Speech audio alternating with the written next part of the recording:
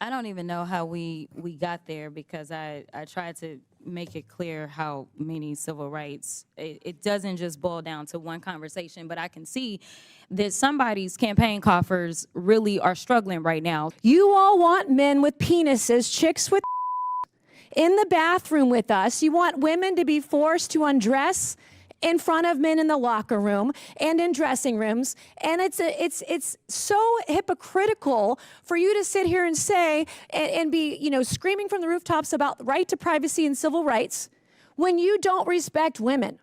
And you don't respect women who've been raped, women who are victims of sexual abuse. And you want me, a victim of rape, a survivor of rape, to go into a locker room and be forced to undress in front of a man? You have to be kidding me.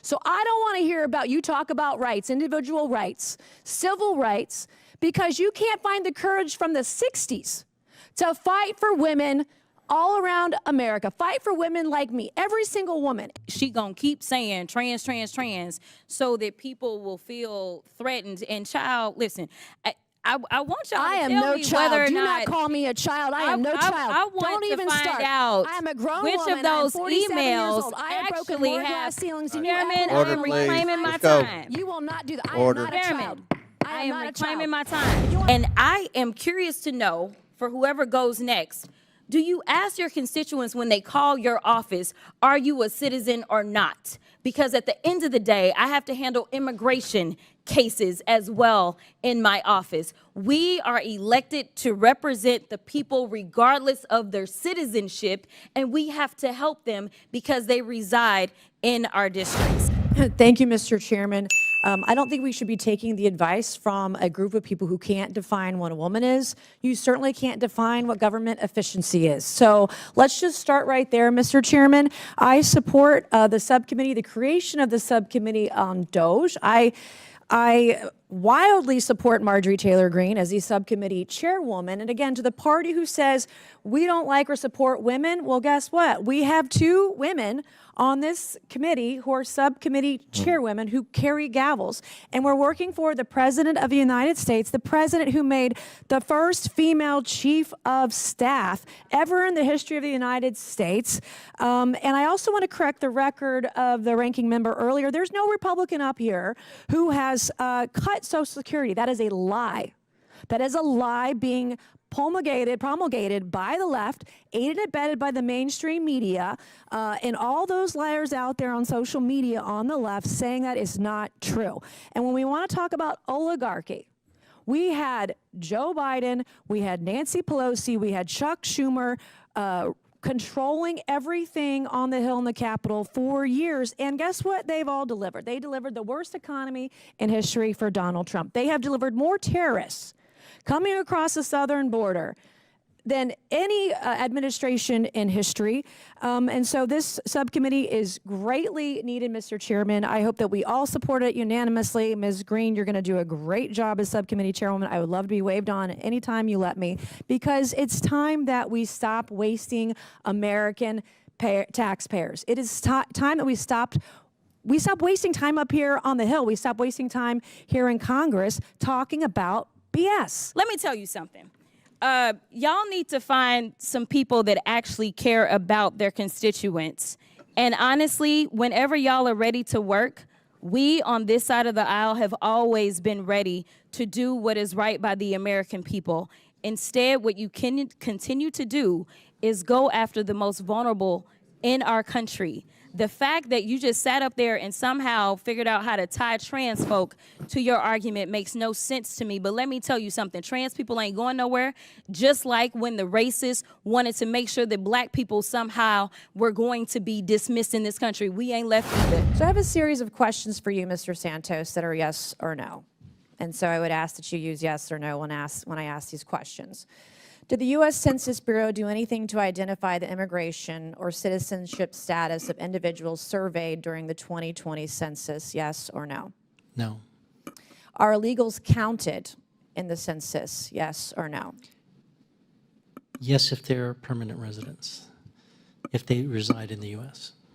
Okay, so when you're doing the census with folks and asking the question, you're asking them if You're not asking if they're a citizen. You're asking, do you ask if they're a permanent resident? We asked folks to list everyone who lives at that residence. Okay, but you're saying you're only counting illegals if they're a permanent resident. Well, if they live at that residence. It's the interpretation of the So instructions your of the definition of person. permanent residence is that they live at a place in the U.S., at a U.S. address. Yes, I believe I misspoke because there's a legal Oh, you definition to definitely permanent, misspoke. to permanent Okay. resident. It's someone who usually lives at that address. So I'm going to ask the question again. Are illegal aliens, criminal illegal aliens, the people that break the law coming into our country when they enter in the door illegally, are they counted in the U.S. Census, yes or no? Yes. Thank you. All right. Are there political implications for congressional apportionment and the Electoral College when we're counting non-citizens, when we're counting illegals, criminal illegal aliens in the census, yes or no? I'm sorry, I missed the first part of the question. Are there political implications for congressional apportionment and the Electoral College when you are counting criminal illegal aliens in the U.S. Census? I do not know. Oh, you absolutely know. Because apportionment is based on what? Is it based on what? Population? Yes. Population based on counts in the what? U.S. Census? Correct. All right, you're the director of the U.S. Census Bureau, correct? Correct. Why is this so difficult for you to answer honestly? Well, no, it is what it is. So What if there's is more what it is? population, What is then what it you get. is? You just said you didn't know if there were political implications for congressional apportionment and the Electoral College when Well, you're counting illegals. In all honesty, I am not a politician. I'm a scientist, and so we do our counts according to Okay, the Mr. Constitution. Science, and- Mr. Science. Sure, yes, ma'am. When you're doing apportionment, we're doing congressional seats based on population that includes illegal aliens. Does that have a political impact in campaigns when you're drawing those lines and having people vote in those elections? They are counted in apportionment, yes. Okay. You're not being honest this morning, and I think it's a slap in the face to the American people. It is interesting that we're having this hearing, and I know one thing that I have learned so far is that while freshman orientation just ended, we need a course on what the census is for, because we have people sitting in Congress and have no idea what the census is for. And so I do appreciate that you have talked about what the funding is for, but it seems like my colleagues really want to zero in on southern states. So let's talk about Texas for a second. And let's deal with them and their concerns about their districts. And let's also talk about the citizen situation. So I don't know how much you've paid attention to the election, but we do have an incoming administration, and we have a border czar who has said that they are going to deport everyone that is here and is not a citizen. They are planning to do mass deportations. In fact, in the state of Texas, our commissioner has offered up land so that they can put these camps there and send people out of our country. Now, if you start asking people, are you a citizen or not, and they're living in a home, and somebody's threatening to go in and raid homes and take everybody out and send them back to wherever they came from, I mean, I would imagine that may make people say, never mind, I'm not going to fill this out. But I mean, has that been your finding or no? We have conducted research that shows that there can be selective inclusion of individuals who reside in a residence because of. Exactly, because you've got the federal government that is asking this question, and it's the same federal government that is threatening to go and yank people out of their schools, their homes, and things like that. And then we just had a conversation where we were talking about how many voters. Listen, when you're counting people, you're not just counting voters. You count children, don't you? Correct. You count a lot of people that aren't necessarily voters, and I want to make sure that we really get to the nitty-gritty on Texas, because this is hilarious to me. Texas added 2 seats. In 2020, according to the census, and we know that there was a significant undercount, specifically in Texas for a combination of reasons, but we know that specifically Texas added 4 million people. Of those 4 million people, do you want to take a guess at how many were Anglos? Just a guess. I'd say a majority. 180,000. That's it, of 4 million. 95% of the people that were added, and we know that when it comes to minority populations, they tend to be undercounted. So get this, we added 4 million people. They were people of color. Texas got 2 new seats. So they took those black and brown and Asian bodies, and guess what? Do you think that we got a new black, brown, or Asian seat? Somehow, the way that they do their Republican math in the state of Texas, that amounted to 2 new white seats. Guess what? White Republican seats. We got 2 new Republican seats out of 4 million people of color. So let me tell you, they love to use our bodies to apportion us in an inaccurate way. All right? So when we talk about our districts, I also want to talk about something that Texas is taking advantage of that I've worked on a lot. In fact, I did legislation on. It is called prison gerrymandering. I don't know if you are familiar with it. I'm familiar. But here is the reality. The numbers show that in rural Texas, they were constantly bleeding population. Urban Texas was growing exponentially. But what they do is they count inmates where they are imprisoned instead of counting them where it is that they will return to. So their family members that are in Dallas, Texas, or Houston, or wherever, their family members, when they need something, they call us, even if it's relating to that inmate. But somehow rural Texas is getting better roads than they probably deserve because they're counting those inmates that are not driving on those roads. They're counting those inmates that are not using their hospitals. They're counting those inmates whose children are not attending their schools because of prison gerrymandering. So again, Republicans are really good about using black and brown bodies because I can also tell you that the numbers are clear that we have a black and brown incarceration issue, not just in Texas, but in this country. And in fact, the state of Texas incarcerates more people than any other independent democratic country. That is how bad our incarceration is just in the state of Texas. And I've got so many great colleagues on this committee that actually benefit from being able to do things like that. So listen, this is about resources. It's about putting the resources where the people are. And I am curious to know, for whoever goes next, do you ask your constituents when they call your office, are you a citizen or not? Because at the end of the day, I have to handle immigration cases as well in my office. We are elected to represent the people regardless of their citizenship, and we have to help them because they reside in our districts. Ms. Green, you're going to do a great job as subcommittee chairwoman. I would love to be waved on anytime you let me, because it's time that we stop wasting American taxpayers. It is time that we stop wasting time up here on the Hill. We stop wasting time here in Congress talking about BS. And someone brought up dignity earlier. I would love to see dignity and respect for women up here on the Hill, which is why we should ban men from women's spaces, which is why we should ban men from the locker rooms, from women's locker rooms, which is why we should ban men from women's dressing rooms. I'm done with this. We got to get back to common sense. We got to get back to fighting and working hard for the American people, and we've got to do it together. So you guys can talk all you want on the left side of the aisle. You're not going to be successful because there was a mandate in November, the most historic mandate by Donald John Trump. And the American people want us to get our stuff together. Notice how I'm not cursing today.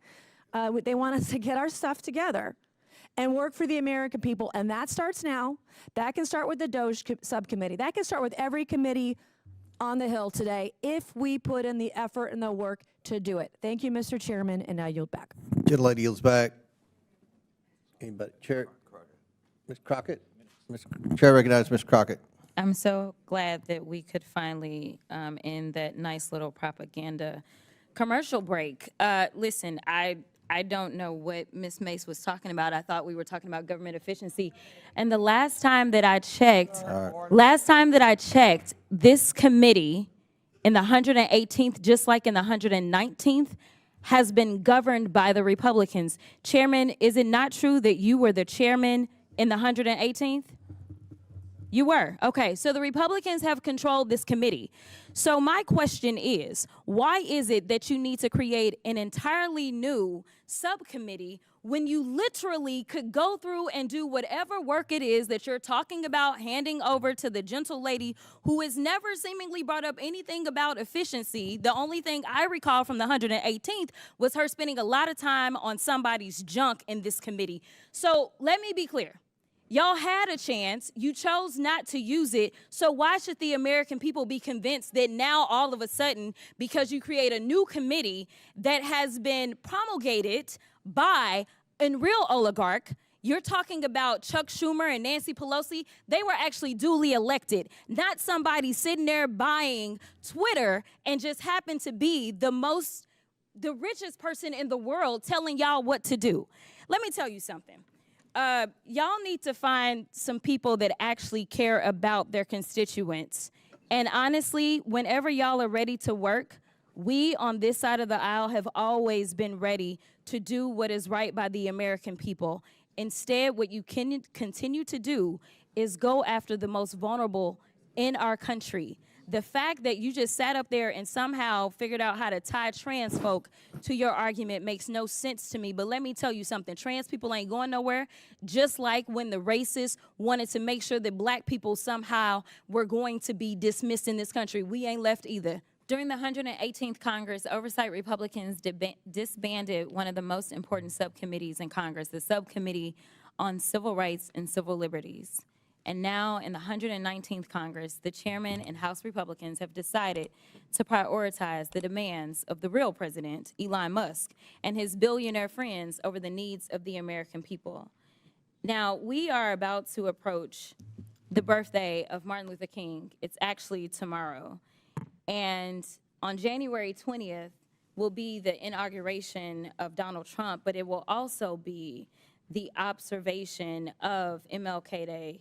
And the fact that we have decided that in this country we are not going to honor civil rights should be something that we all take issue with. Considering the fact, for some that don't know what civil rights are about, because some people only believe that it deals with black folk, let me explain. Civil and political rights are a class of rights that protect individuals' freedom from the infringement by governments, social organizations, and private individuals. They ensure one's entitlement to participate in the civil and political life of society and the state.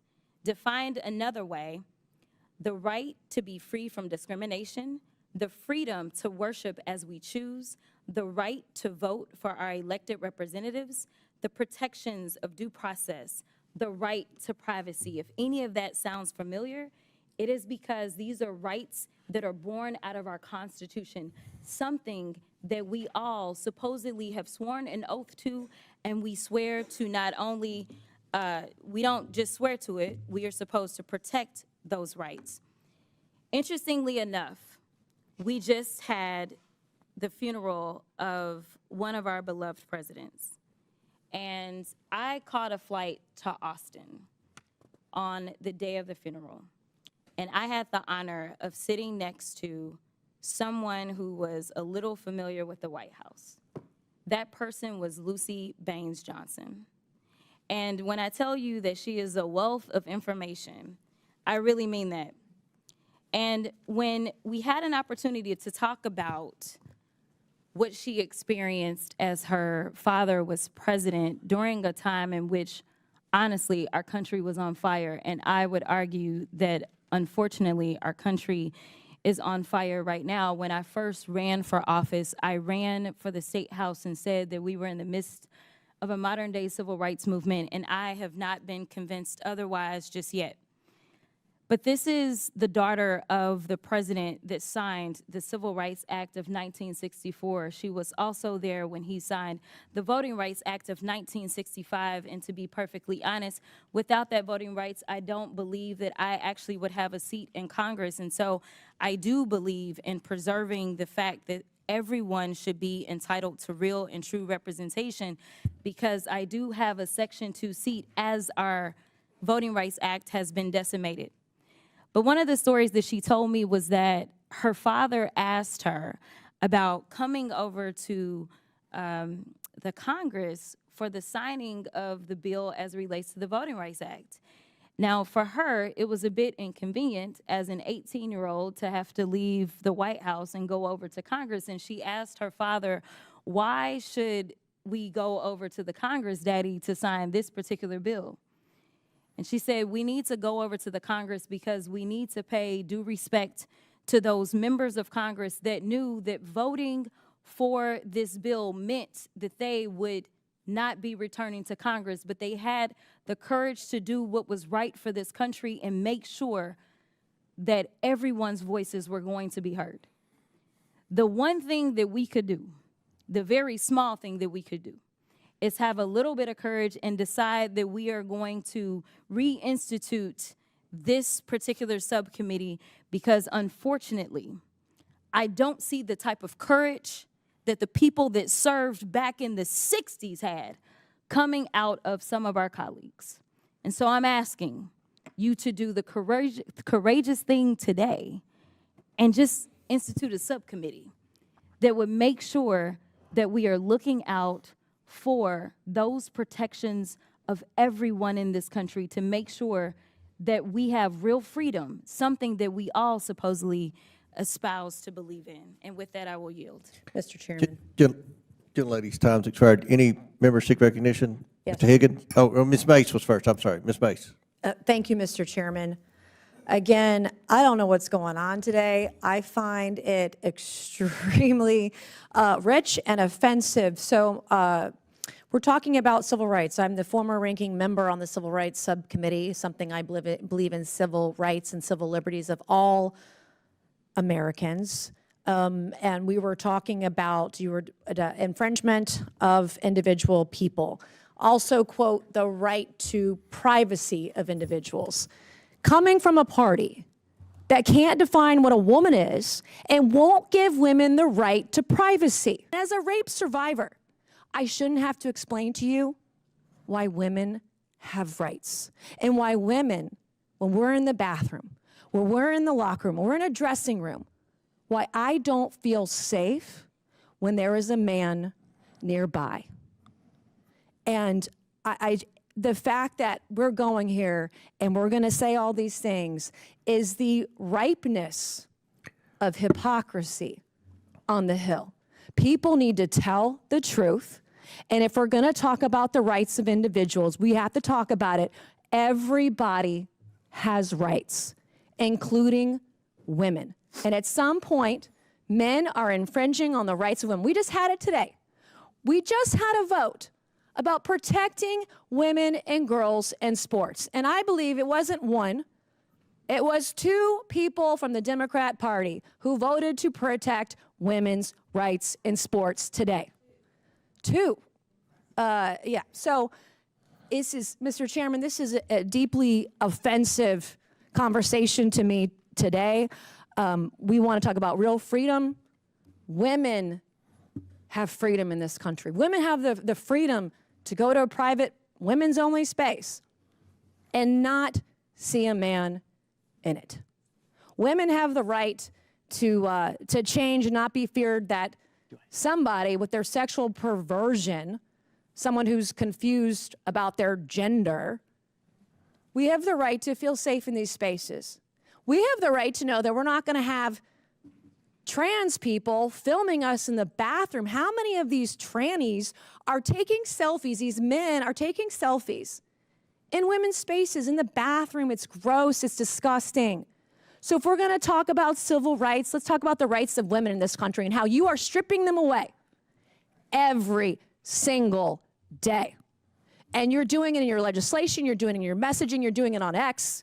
You're making women feel unsafe in this country. And you're making the opportunity for women and girls to be raped, to be sexually abused in this country even greater than they've ever been.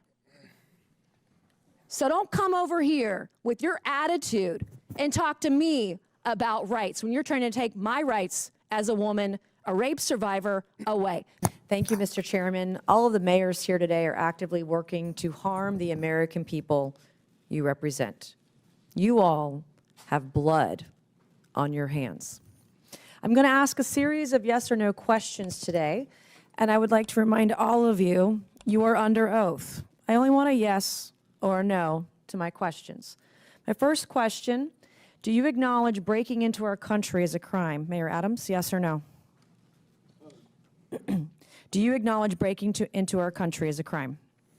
I acknowledge. Yes or no? I acknowledge. Okay, Honorable Johnson, he's not going to answer the question. Yes or no? Is breaking into our country against the law? Yes or no? Depends how you cross the border. Okay, Some folks Mayor have Johnson, status. yes or no?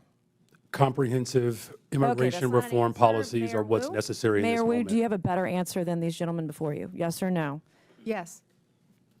Okay, do you believe it's acceptable for illegals who commit heinous crimes be released back into the public instead of being detained and deported? Mayor Adams, yes or no? Anyone break a crime. Yes or no? This is not hard. Yes or no? Anyone that break a crime should be detained. Okay, Mayor, yes or no? They should be deported. Okay, Mayor. Any individual that Yes or causes no? harm Yes or and no? breaks Okay, the Mayor law Wu? should be held accountable. This is why you have 6% approval rating, because you suck at answering questions. Mayor Wu? Yes or no? Anyone who's a public safety threat should be prosecuted. All right, I have my next question. When an illegal alien rapes a woman, do you believe you're on the right side of history? Mayor Adams, yes or no? Can we say that question again? Okay, Mayor Johnston. When an illegal alien rapes a woman, do you believe you're on the right side of history? Yes or no? I will charge and prosecute them. Yes or no? Okay, well, okay, you said you would go to jail, didn't you? I will For charge and harboring illegal prosecute aliens or anyone. something, Mayor Johnson? Could you repeat your question, please? When an illegal alien rapes a woman, do you believe you're on the right side of history?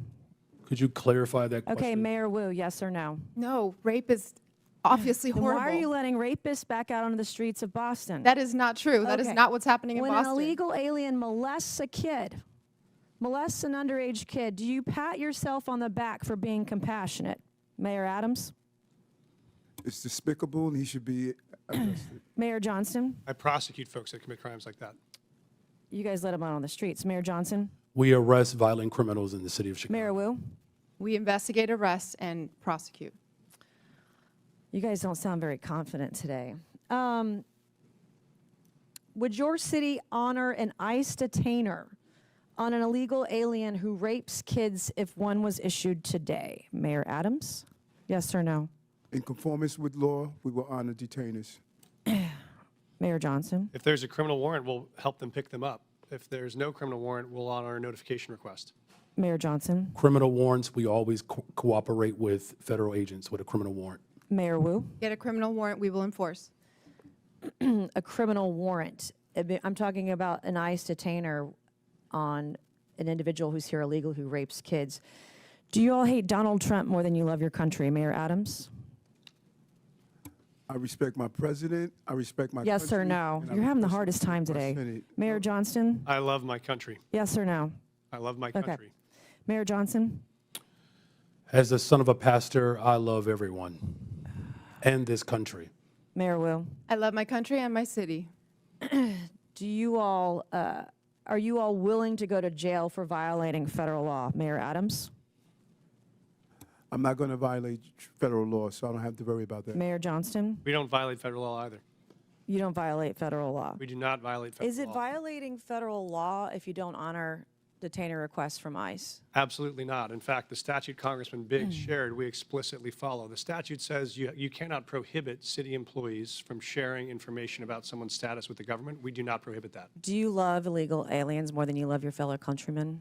I love all the residents of the city and county. Mayor Johnston, are you willing to go to jail for violating federal law? The city of Chicago complies with all laws. Oh, I highly doubt that. Mayor Wu? We are not violating federal law. Mayor Wu, I have a last couple questions for you. Do you believe that ICE arresting a child rapist, quote, threatens everyone's safety, end quote? Yes or no? No. Does ICE arresting a murderous MS-13 gang member threaten everyone's safety? Yes or no? No.